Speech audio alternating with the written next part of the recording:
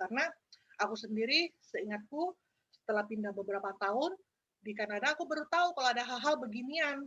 Jadi kalau tidak ada orang yang kasih tahu, pasti aku juga nggak tahu gitu loh. Karena ya di tokonya juga nggak ditempel pengumuman atau segala hal seperti itu ya. Jadi ya lewat-lewat aja, nggak pernah tahu gitu. Dan mungkin ada satu dua kejadian yang sebenarnya kalau aku tahu bisa menyelamatkan aku atau menguntungkan aku lah ibaratnya gitu. Jadi maka dari itu aku mau share, siapa tahu kalian ada yang belum tahu dan ini bisa berguna buat kalian.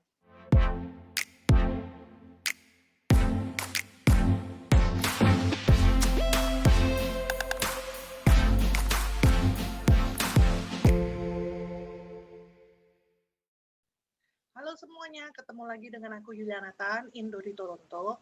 Hari ini saya akan berbagi informasi mengenai hal-hal yang harus kita ketahui seputar belanja kebutuhan sehari-hari.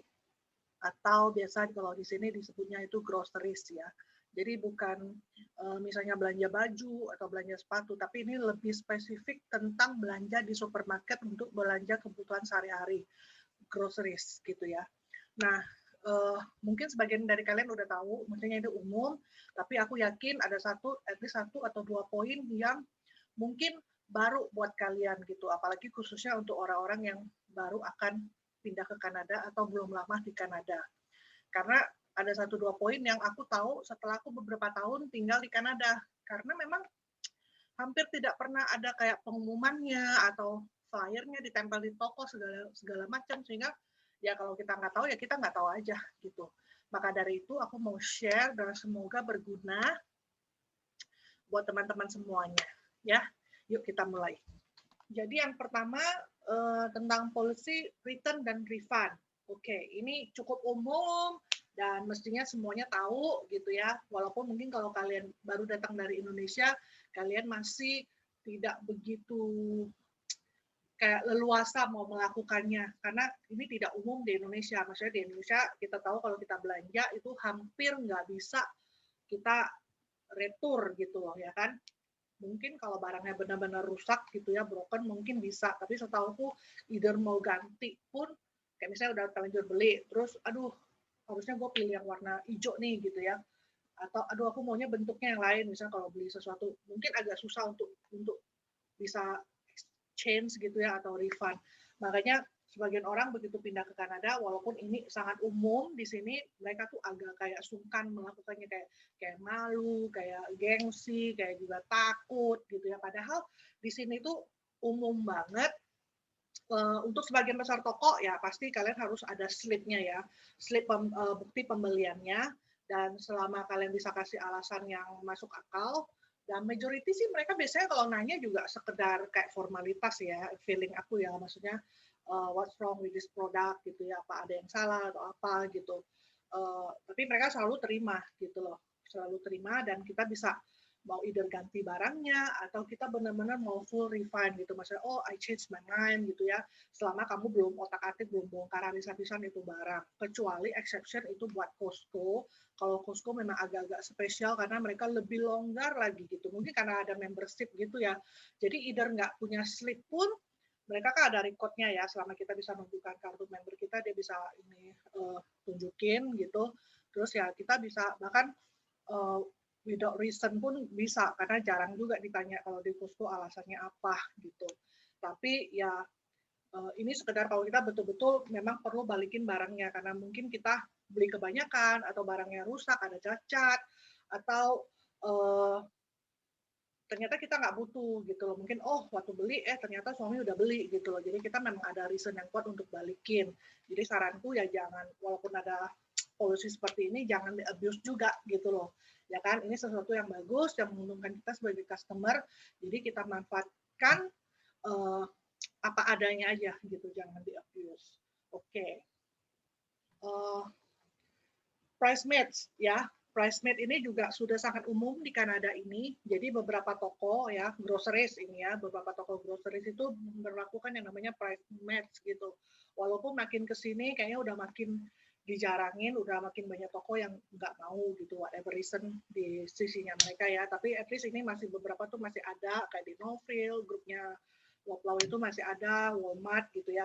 Jadi maksudnya Price-Mate ini buat kalian yang belum tahu, kalau misalnya kalian mau belanja sesuatu, kalian udah tahu kalian mau belanja apa, dan kalian kan bisa lihat flyer ya, baik yang berupa paper maupun yang sekarang udah elektronik, udah canggih, ada app-nya, kalian bisa search gitu, terus kalian bisa, oh perlu susu formulanya anak nih, misalnya contoh aja ya, terus kalian toko yang dekatnya itu Novril gitu, atau Walmart yang dekatnya, tapi kalian tahu di toko yang lain itu barangnya sama, harganya lebih murah. Nah, itu bisa kalian bawa, kalian tunjukin, jadi nanti sama toko yang dekat rumah kamu itu, walaupun dia nggak punya promosi seperti itu, tapi dia akan match harganya dengan dari toko lain yang bisa kita buktikan. Nah, kelemahannya ini itu ada beberapa kayak syaratnya lah, dia nggak serta merta oh kalian tunjukin terus dia langsung langsung okein. Itu ada beberapa hal yang mempengaruhi, yaitu nggak semua toko mau, sudah so pasti ya, tidak semua toko mau. Jadi kalau dia mau ya itu bisa dilakukan. Kedua, lokasi, mereka juga pinter ya, maksudnya tokonya misalnya kita lokasinya di A gitu, dia maunya cuma yang seputaran berapa kilometer dari si toko A, nggak bisa tuh yang di ujung Berong gitu ya, terus kita bilang ini di toko yang di ujung Berong itu diskonnya segini nih, dia nggak mau gitu, jadi dia batasin gitu, pinter ya. Terus juga kelemahan berikutnya adalah antrian kasirnya tuh biasanya beda gitu, maksudnya ada tanda khususnya, ini khusus yang bisa Price-Mate, kalau di yang lain tuh nggak bisa, jadi kadang-kadang tuh mungkin antrinya mesti lebih lama gitu loh, karena iyalah waktu terjadi transaksi kan pasti butuh waktu lebih lama ya, maksudnya waktu dia scan kita nunjukin benar nggak tanggalnya itu sama di tanggal yang sama gitu, apa di tanggal yang sama gitu. Kalau tanggalnya periode promosinya juga nggak sama gitu ya, misalnya itu promosi minggu lalu, ya nggak bisa kita pakai di yang saat ini ya. Dan juga butuh flyer itu tadi sebagai buktinya, nggak bisa kita cuma verbal oh di toko itu diskon gitu, nggak bisa. Walaupun pernah kejadian mungkin karena udah sering ya, maksudnya kita datangnya udah siangan atau malam gitu, atau sebelum-sebelum kita tuh ada orang yang Price-Mate barang yang sama, jadi kasirnya juga cengli lah, maksudnya dia juga oh memang ada gitu loh, dan ternyata customer ini tahu, jadi tanpa kita harus sampai oh keluarin handphone kita atau keluarin flyer, mereka biasanya udah langsung proceed gitu, karena dia memang udah tahu sendiri gitu. Itu sih tergantung itunya. Jadi ini salah satu yang bisa kalian manfaatin gitu ya, karena lumayan kan dapat promosi, harga promosi tanpa kita harus ujuk-ujuk ke toko yang bersangkutan, bisa ke toko yang dekat rumah kita aja gitu. Oke, poin nomor 3, ini yang barangkali jarang diketahui orang. Ya, ini namanya scanner price accuracy code. Jadi gini, kalau misalnya kalian belanja nih ya ke toko, oh waktu belanja nih biasanya cewek-cewek nih, aku nggak tahu kalau bapak-bapak, kayaknya bapak-bapak tuh kalau beli barang ambil aja, bener nggak sih? Oke, kalau ibu-ibu ya, pokoknya kalau kita mau belanja tuh biasanya kan kita lihat ya harga price tag-nya kan, misalnya oh mau beli coklat gitu ya, buat jajan anak gitu, atau mau beli minuman whatever lah. Terus kita lihat ada price tag-nya, oh ini $2.99 misalnya gitu katakannya, wah lumayan nih 2,99, oke lah gue beli 2 gitu. Nah waktu di scan, waktu kita mau bayar, waktu di scan, ternyata either waktu kita tahu di tempat atau lagi scan kan kadang-kadang kita bisa ngecek gitu dan sempat bisa kelihatan loh kenapa dia scan-nya $4.99 ya, seingatku tadi 2,99 kok, atau setelah selesai terjadi pembelian kita lihat slip kita, oh si coklatnya tadinya 2,99 kenapa jadi 4,99 gitu. Nah terus kan kamu jadi doubt gitu kan, apa aku tadi salah lihat gitu ya. Nah kalian tuh bisa either balik lagi ke self yang tadi itu untuk memastikan bahwa harganya sama, dan kalau memang ternyata kalian salah lihat ya itu berarti kan balik lagi ke kitanya. Ya udah pulang dengan coklat 4,99 atau kemahalan gue mau balikin aja deh gitu ya. Itu terserah Anda. Tapi katakan beneran itu 2,99 gitu loh. Benar-benar di price 2,99. Nah, kalian itu bisa ke customer service terus bilang, "Ini pricing-nya salah. Ini harusnya 2,99." Nah, orangnya tuh biasanya udah langsung tahu ya, nanti dia mungkin assign petugas yang lain untuk cek ke shelf-nya bener nggak itu. Biasanya aku fotoin. Jadi dia nggak usah bolak-balik, atau at least aku bisa nunjukin secara kuat ini nah, tadi harganya itu segini gitu loh ya kan. Nah, kalau ternyata sama mereka dicek dan benar itu harusnya 2,9, berarti kan price mereka waktu di mesin mereka itu kan salah dan mereka mesti ubah dong ya kan, mesti ubah. Nah, kita sebagai orang yang menemukan kesalahan ini itu kita bisa klaim sampai $10 maksimal. Nah, tadi coklat tadi kan 2,99. Terus kebetulan aku beli 2. Itu kalau total kan sekitar $6. Nah, aku setelah diperbaiki struk belanjaanku tadi itu, total itu, aku tuh bakal dikurangin $6, terus coklatnya aku tetap bisa bawa pulang. Jadi itu semacam kayak hukuman gitu loh. Kayak hukuman buat mereka karena udah salah gitu. Tapi ya up hanya sampai $10 dan barangnya kita keep gitu. Nah, ini bisa kalian cek. Sebenarnya toko-toko tuh nggak ada kewajiban untuk ini dan hanya certain toko yang kalau dia mau join ini ya dia baru bisa berlakukan.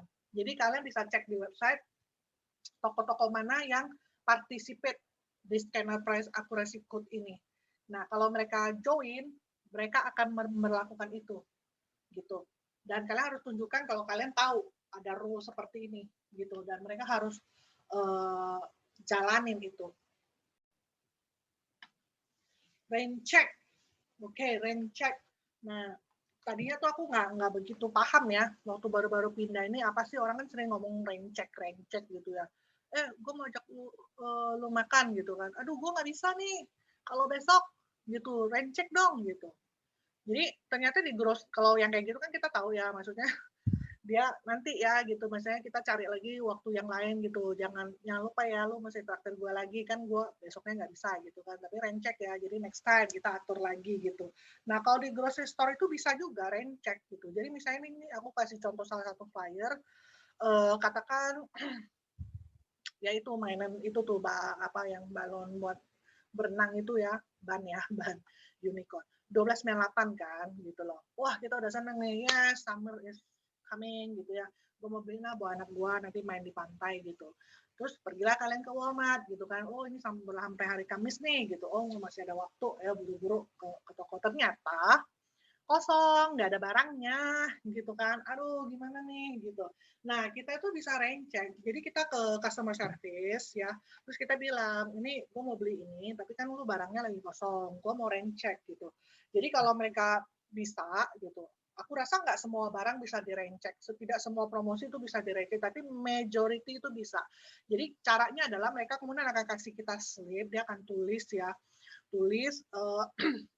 barangnya, itemnya, kode barangnya, harganya, terus dia juga kasih waktunya. Biasanya tuh rata-rata tuh 30 sampai 60 hari. Jadi maksudnya antara 30 atau 60 hari itu kalau barangnya kemudian restock lagi di toko walaupun sudah tidak diskon, bisa harga normalnya balik jadi $20 gitu ya. Nah, kita bisa ambil barangnya, kita ke kasir, terus kita bawa yang slip yang kita dikasih itu loh, yang beberapa minggu yang lalu itu, kita tunjukin ini gue sempat recheck produk ini. Nah nanti sama kasir dia akan pakai harga yang promosi ini, bukan harga yang balik normal. Nah itulah gunanya recheck kalau kalian benar-benar mau barangnya dan ternyata barangnya yang lagi promosi itu kosong. Gitu ya.